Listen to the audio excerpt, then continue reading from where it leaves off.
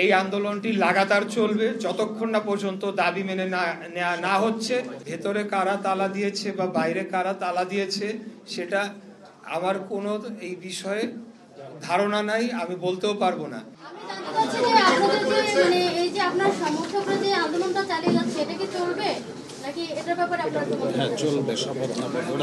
এই আন্দোলনটি আমি ব্যক্তি ইশরাক হোসেন আমি সেটি আহ্বান করি নাই।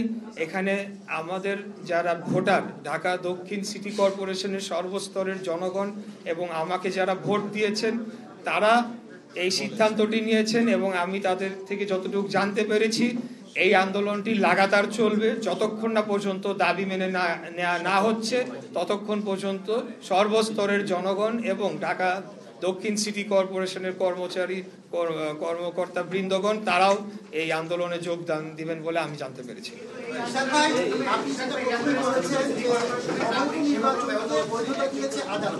আপনারা দেয়নি এই বিষয়ে একটা বিষয় আসে, আপনারা রাজনীতিবিদরা যারা আছেন আপনাদের দায় বক্তায় কিনা এই বিষয়ের উপর আমি আরেকবার বলছি রাজনৈতিক দল বলে এসেছে মুখ্য বিষয় ছিল নির্বাচনকে তারা প্রত্যাখ্যান করেছে। ওই বিষয়ে যখন আদালত বৈধতা দিয়েছে রাজনৈতিক দলের নেতা হিসেবে আপনাদের অবস্থান আসলে কি হওয়া উচিত?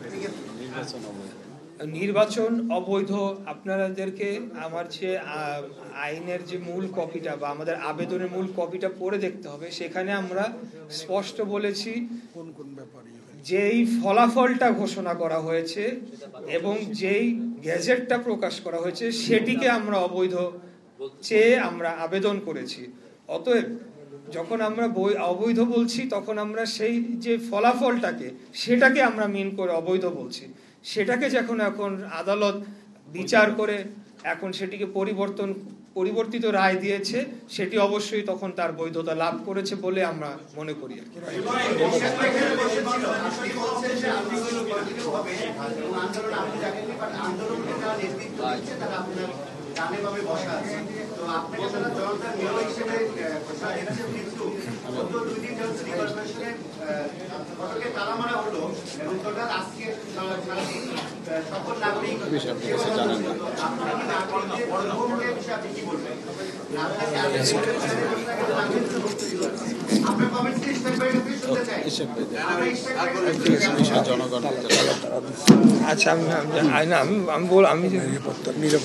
আমি শুরুতেই বলেছি যে এই যে আন্দোলনটি করার ঘোষণা অথবা নির্দেশনা কোনোটাই আমি দেই নাই। এখানে জনগণ স্বতঃস্ফূর্ত হয়ে তারা এই আন্দোলনটি করছে এবং ভেতরে কারা তালা দিয়েছে বা বাইরে কারা তালা দিয়েছে সেটা আমার কোনো এই বিষয়ে ধারণা নাই, আমি বলতেও পারবো না। স্বতঃস্ফূর্তভাবে এখানে হাজার হাজার লোক তারা এখানে যোগদান করছে। তো তারা যদি কেউ পদক্ষেপ নিয়ে থাকে তাদের ক্ষোভের থেকে সেটি তারা করছে, সেখানে এই বিষয়ে আমরা অবশ্যই কোনো নির্দেশনা এই ধরনের দিব না।